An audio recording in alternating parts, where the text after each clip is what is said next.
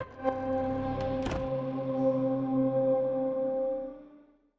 Marty Stratton. I'm the executive producer of Doom Eternal. And I'm Hugo Martin, the game's creative director. So let's talk about what you guys are showing here at E3 2019. We had a chance to check it out at Judges Week too. Doom Eternal, first time it's been really playable at a large scale for people. How did it feel to see all these people getting their first hands-on with Doom?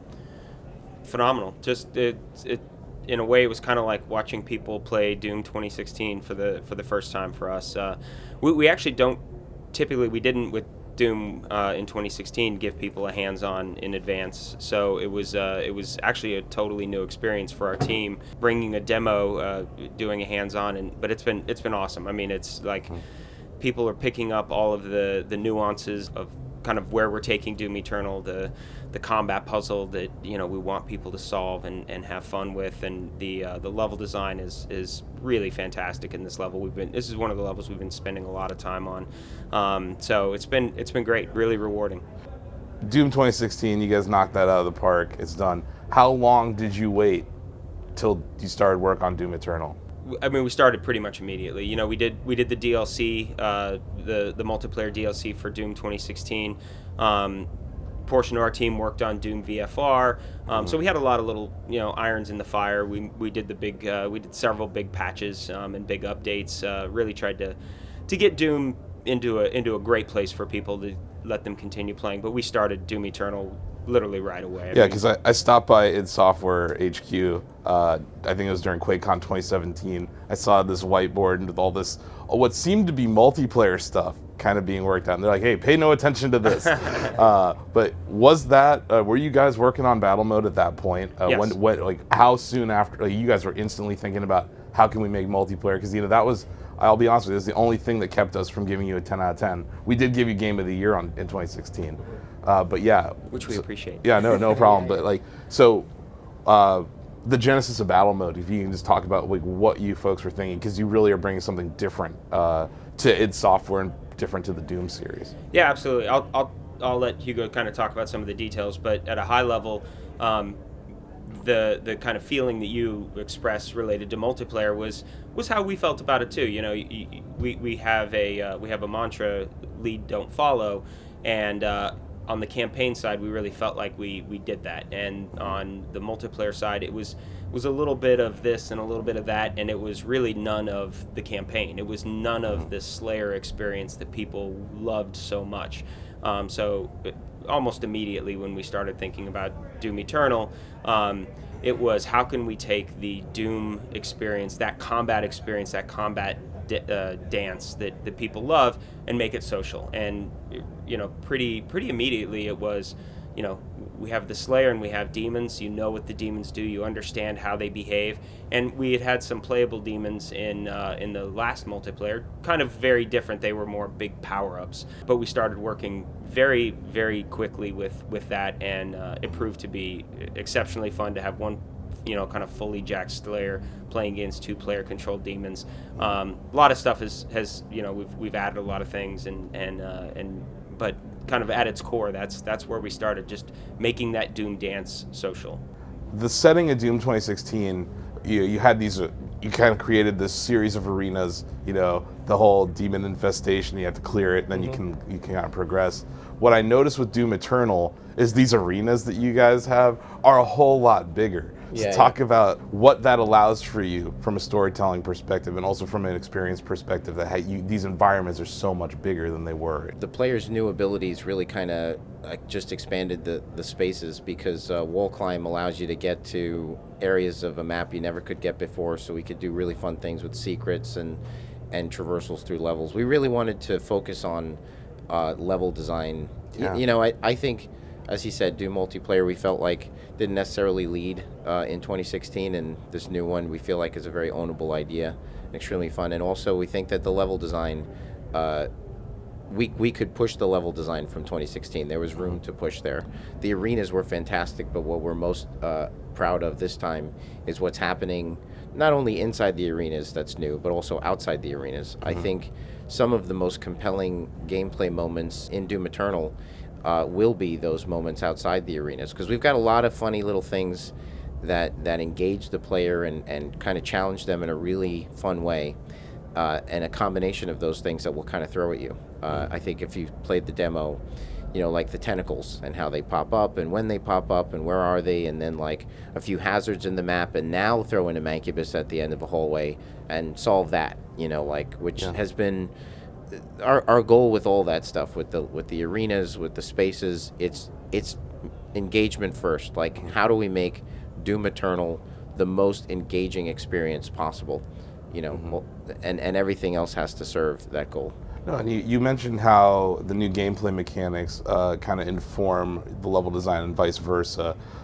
With the new fire mechanic that you've added, it's kind of added to that symphony of destruction that you guys created in 2016. And then with the meat hook, there's all these new kinds of traversal. I always felt like 2016 was the most platformer Doom that we've ever experienced, and this just seems like you're taking it to a whole different level. It sounds silly, but I don't know if you played Celeste. That whole wall climbing mechanic, I'm like, did the Doomslayer look at that and say, I want to do that too? Or when did you folks think about climbing? And was it a necessity of level design, or was it you wanted to do climbing and that informed level design? We wanted to make the level design engaging, so like beyond just walking down hallways to the next arena.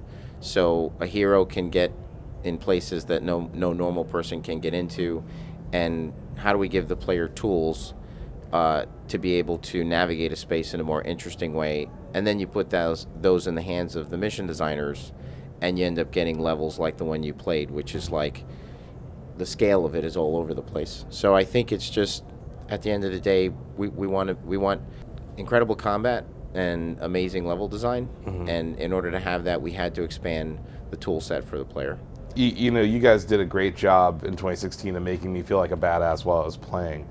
During the demo, there was one moment that certainly felt badass. At what point were you like, we need to put Doom Guy in a BFG and shoot him to Mars?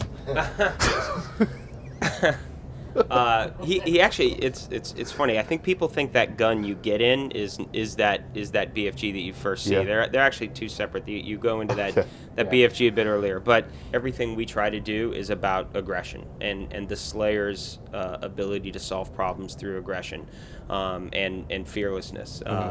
And that's just one example. He climbs into an asteroid destroying railgun, knocks the piece of ammo out of the way, grabs on and takes a ride, shoots himself through a wall, halfway between Phobos and Mars. But that's just one example. It kind of carries through everything, every bit of lore, every gameplay mechanic. Whether it's the way that you get through levels like Hugo was talking about, and solve the level design puzzle, or the way the combat works, and you get into situations where it's like it's the fun thing. I love this about the demo is when you're playing it, it's the game, and you're like, I need health, or I need ammo, or I need armor. I'm not relying on trying to search through the environment. If there is an enemy there is exactly the resource I need, and it's just up to me to make the right choice and use my skill to get over to him and take it from him. And it creates these awesome scenarios where you're almost dead, or you're almost out of ammo, or you're almost out of armor, and then because of your abilities, you're able to get right back into it. It feels like there's this like rubber band where it encourages you to almost die all the time. Yeah, it does. Well, it's a game, so you're always, it's a game that challenges you, forces you to think, and that thought process and that choice in those, micro decisions, the fact that, you can really, when you make the wrong decision, or you don't play well or whatever, you die. And we always say if the game, if you die because the game, forced you to die, it doesn't feel good. But if you feel like I made the wrong decision, I know what I should have done better.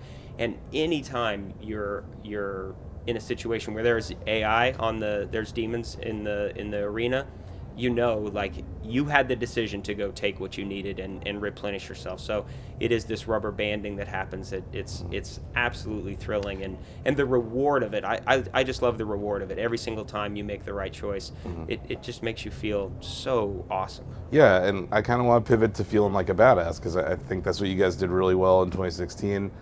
We talked for a long read and did some video content with you guys at GDC, I think, 2017. We talked about some of the movies that you look to for inspiration. RoboCop was a really big influence, I think, for 2016.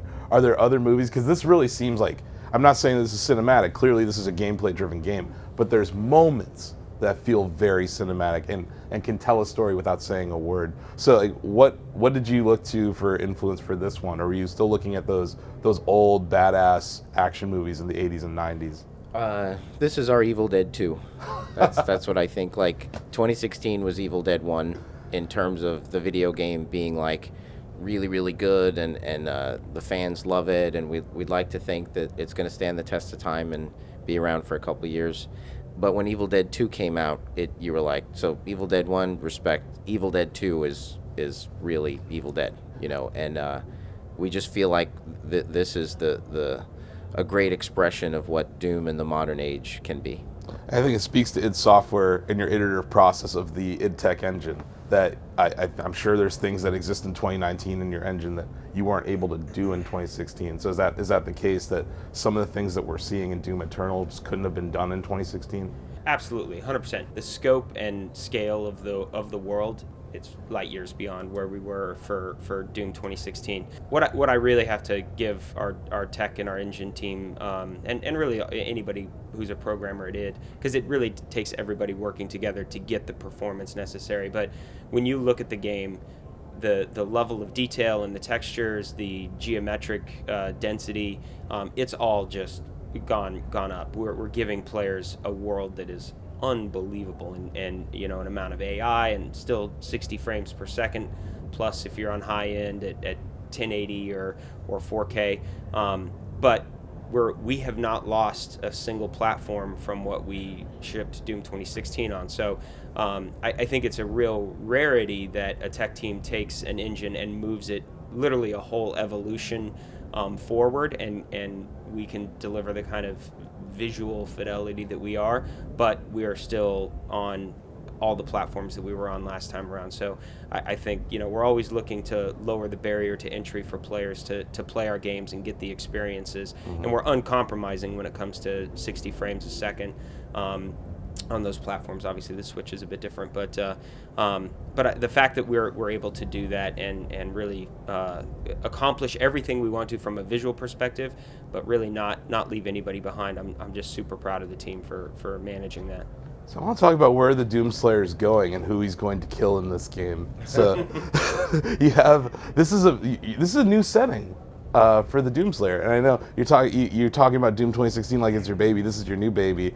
You can't pick a favorite child, and I'm sure it's software. You have so many favorite children. I still think the original Doom's like one of the most important games ever released. So it's Sure, like I agree. There's so much history at your studio.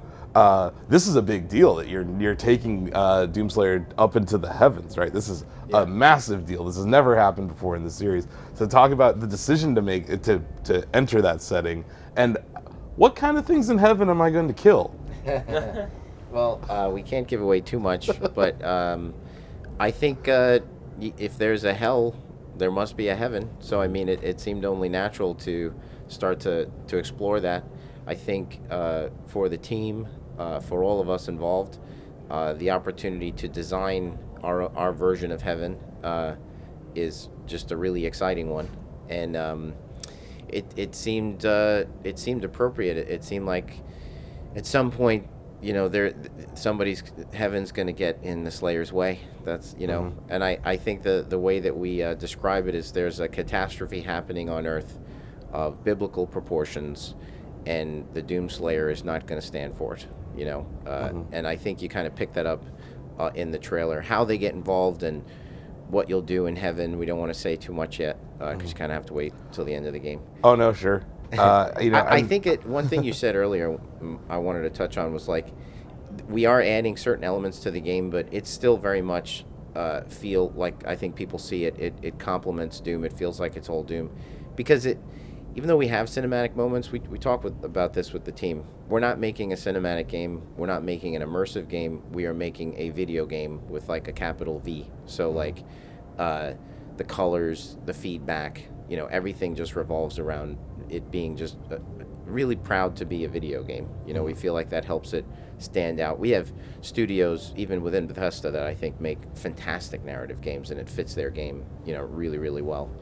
I like to see that people are enjoying the flow from the very slick cinematic moments that don't really hold you up. It's just like selling the power fantasy, as Marty said, always complimenting your actions in the game. In the game, I'm a demon killing badass, and in the, like, I hate to call them cinematics because they're like 10 seconds long, sure. But in our cinematics, you are portrayed as a demon slaying badass. So I think that's important, and I can't wait for people to go to heaven. They're gonna freak out. Yeah, no, I freaked out when I saw that trailer, and I really think what you folks did, even though it's not a narrative-driven game, with the environment, with how other characters react to the Slayer, you make the player feel like a badass, you know. And there's a shit ton of story in there. Yeah. But like before, we like to tell intriguing stories, engaging stories that require a little effort from the player. So we'll definitely tell you a story, and you'll know what's going on. But man, there is so much to unravel and piece together, and there are clues everywhere. Sure. Like, why is there an ancient city in the core of Mars? Like, you know, just everywhere you look, if you look for it, if you just like pull back the curtain a little bit, there'll be answers everywhere. So here's a question that I want an answer to. Maybe. You know, this is spoiler for 2016, but if you haven't played 2016 at this point, you deserve to be spoiled. Come on. There's that scene where the Slayer, you know, he grabs that thing, and there's several other Slayers that appear around him. Are we going to address what the heck was happening there?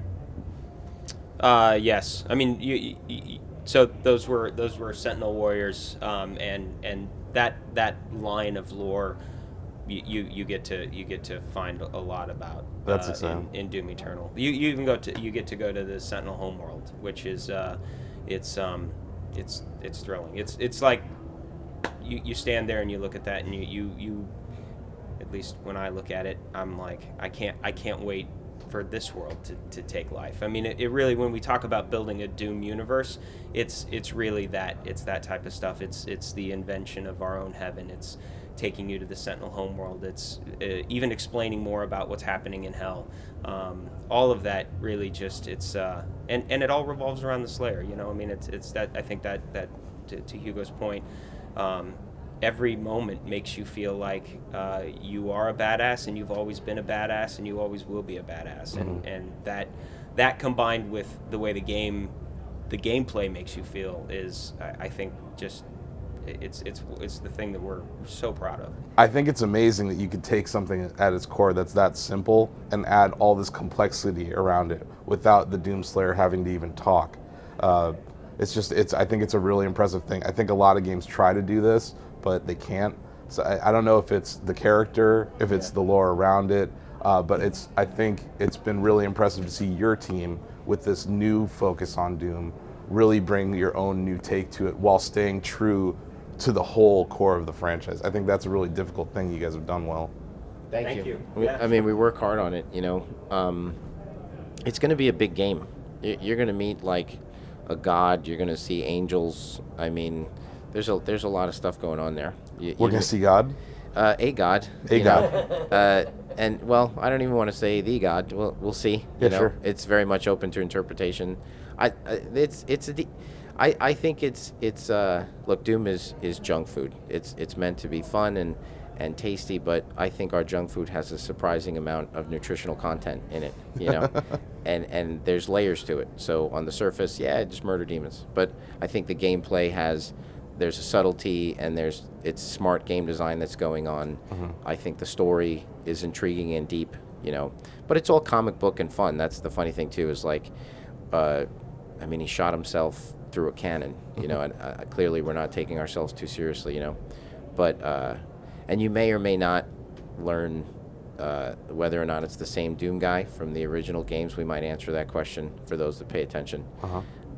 Maybe you meet some live Night Sentinels, you know. There's some really good stuff in the game waiting for the fans. Awesome. Yeah, because, you know, we've been around for 23 years. We were built covering id Software, mainly Quake at first, but then obviously we pivoted to cover everything. So we've been with id Software. We have this weird parallel history at Shack. So years now. It's amazing. 23 years that we've both kind of been kicking around. wait till you play the PvP. I'm telling you, the PvP is every bit as engaging as the single player. Like, it is awesome. Well, it's insane because, it's funny. You're talking about how, you made this, the story-driven thing, and, a lot of story-driven games don't have replay value. Doom 2016 does. Yeah. So adding a PvP component, I think, is really going to be amazing. Yeah, I mean, and I said this earlier, but it's the same. It's the same feeling that you get when you play the campaign. So Yeah. we've seen it when we see the numbers of people who are playing Doom 2016. Even now, I mean, it's funny as we've gone into. I watched the little graphs go up. When we get up to E3 and are talking about Doom Eternal, our play counts on Doom 2016 go up because I think it just reminds people like, oh man, I want to go back and play that. And, Yep. And I think what players will see with Doom Eternal is we acknowledge that we didn't do a very good job supporting that. Like, they've come back and continued to play it, but like, we didn't give them campaign DLC. We didn't, we really didn't give them a lot of new ways to play. They loved it, so they continued to play it. With Doom Eternal, we've really, whether it's the battle mode and really making that kind of that Doom dance you love that you can just do kind of with your friends over and over, Invasion, and even some stuff that we haven't talked about that that people will see post launch. They're really going to have reasons to come back and continue to play Doom exactly how they want to play it, and I'm thrilled. I'm thrilled with that because they've continued to play even without us doing that, and we really want to support them this time around. Do it for Shacknews.